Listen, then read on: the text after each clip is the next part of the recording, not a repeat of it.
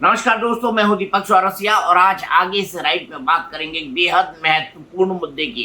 देश के चुनाव में आज पाकिस्तान की एंट्री हो गई है। पाकिस्तान की एंट्री कैसे हुई? कल पाकिस्तान के एक नेता चौधरी फवाद हुसैन ने राहुल गांधी के समर्थन में ट्वीट किया। उन्होंने राहुल गांधी का एक भाषण कोट किया जिसमें वो कह रहे हैं कि जो आरोप लगाते हैं सरकार को लगा रहे हैं और कह रहे हैं कि नहीं, मोदी सरकार नहीं, अब कांग्रेस यानी इंडिया गठबंधन की सरकार आनी चाहिए। और चौधरी फवाद हुसैन ने उस भाषण की तारीफ करते हुए लिखा, राहुल ऑन फायर। क्या था? कांग्रेस की ये इस तारीफ पर बीजेपी को चाहिए था मौका, और ये मौका और किसी ने नहीं, सीधे प्रधानमंत्री मोदी ने लपका। आज अपनी पहली रैली में उन्होंने कहा, देखिए मैं कोट कर रहा हूं प्रधानमंत्री को, ये उन्होंने कहा है। क्या कहा है प्रधानमंत्री मोदी ने, ये मैं आपको बताता हूं। प्रधानमंत्री मोदी ने कहा है कि पाकिस्तान को तो बड़ा प्रिय है। कौन प्रिय है पाकिस्तान को? पाकिस्तान को प्रिय है कांग्रेस पार्टी और पाकिस्तान को प्रिय है राहुल गांधी। अब चौधरी फवाद हुसैन ने क्या लिखा? उन्होंने लिखा, राहुल ऑन फायर।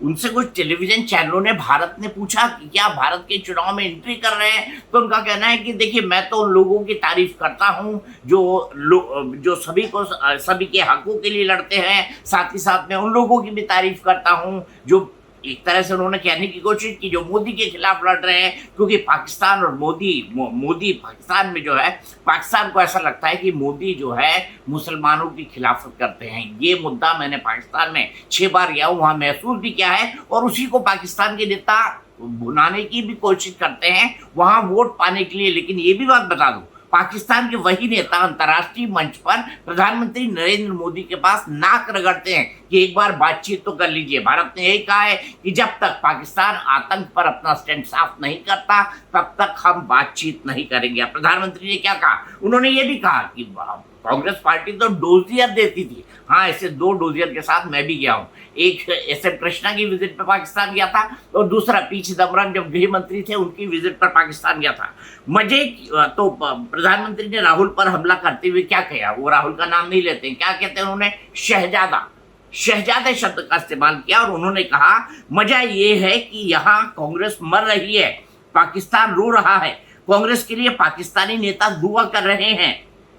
शहजादे को प्रधानमंत्री बनाने के लिए पाकिस्तान उतावला है और कांग्रेस तो पाकिस्तान की मुरीद है ही। पाकिस्तान और कांग्रेस की पार्टनरशिप अब पूरी तरह एक्सपोज हो गई है।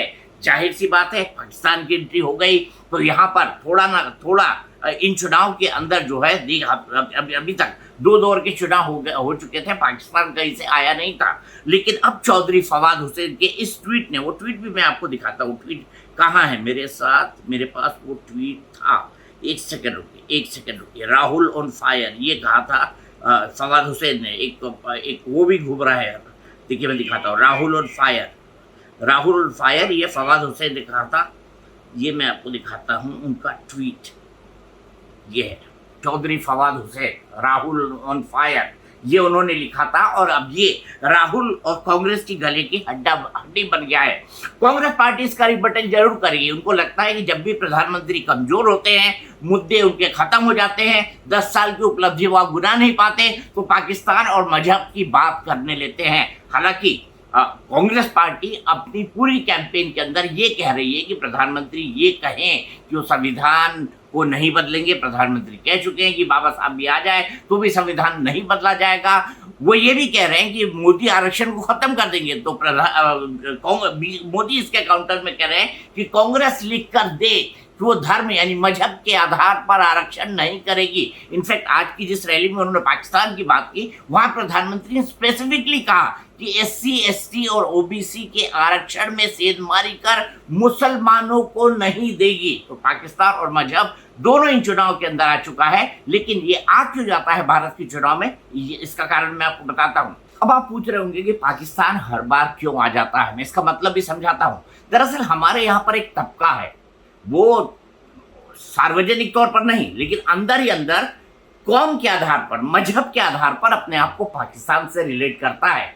हाँ, भारत में कुछ ऐसे मुसलमान हैं जो अपने आप को पाकिस्तान से रिलेट करते हैं और उन्हीं को अपीस करने की राजनीति पिछले 70 सालों में होती रही, 75 सालों में होती रही। तो मैं इसे जो ये कहकर मैं कोई एग्जेजरेशन नहीं कर रहा हूँ, अतिशयोक्ति नहीं कर रहा हूँ। हाँ, इस ढंग की राजनीति होती रही और आपने देखा होगा जब 10 साल की यूपीए की सरकार आई तो हमारा पाकिस्तान के प्रति नजरिया अलग था, और अब जब एनडीए की सरकार है, तब मोदी की सरकार है, तब हमारा पाकिस्तान के लिए नजरिया अलग है।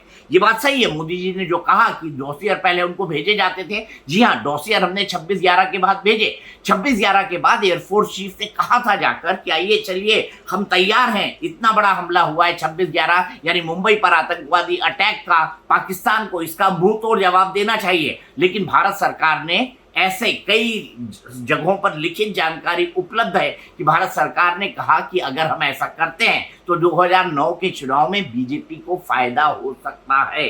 अमेरिका के कई लोगों ने, खासतौर पर बराक ओबामा ने इस बारे में अपनी किताब के अंदर भी टिप्पणी की है। ये जानकारी और भी कई समाचार माध्यमों में सार्वजनिक भी हुई है और कांग्रेस ने इसका खंडन तो किया है, लेकिन कांग्रेस के पास बहुत कुछ ज्यादा कहने को नहीं है। तो हाँ, ये सच है कि हमने शर्म एल शेख में कहा था कि बलूचिस्तान के अंदर आतंकवाद हो रहा है, जबकि पाकिस्तान भारत में आतंकवाद फैलाता था। हम 2 बार पाकिस्तान गए, उनके नेता हमारे आए, हमने उनके साथ डोजियर शेयर किए, एसएन कृष्णा और पीछे दमन के साथ मैं खुद गया। लेकिन मोदी सरकार के आने के बाद पाकिस्तान को लेकर पॉलिसी में बदलाव आया। पहले प्रधानमंत्री मोदी ने सार्क के नेताओं को बुलाया, नवाज शरीफ से उफा के अंदर मीटिंग की, मैं उफा के अंदर उस मीटिंग के अंदर मौजूद था और यही डिसाइड हुआ कि दोनों देश कोऑर्डिनेशन के साथ काम करेंगे। लेकिन उसके बाद क्या हुआ? उसके बाद उरी हुई, उरी के बाद हमने सर्जिकल स्ट्राइक की, उसके बाद 14 फरवरी 2019 को पुलवामा हुआ, जहां सीआईएसएफ के 40 जवान मारे गए एक आत्मघाती हमले में, और उसके तार पाकिस्तान से जुड़े। और इसके बाद भारत ने जो है सबसे बड़ी एयर स्ट्राइक की और उसके बाद पूरी दुनिया इस एयर स्ट्राइक पर खामोश रही। भारत के इस कदम की प्रत्यक्ष और अप्रत्यक्ष दोनों तौर पर समर्थन किया और पाकिस्तान उसके बाद आज तक घुटनों पर है।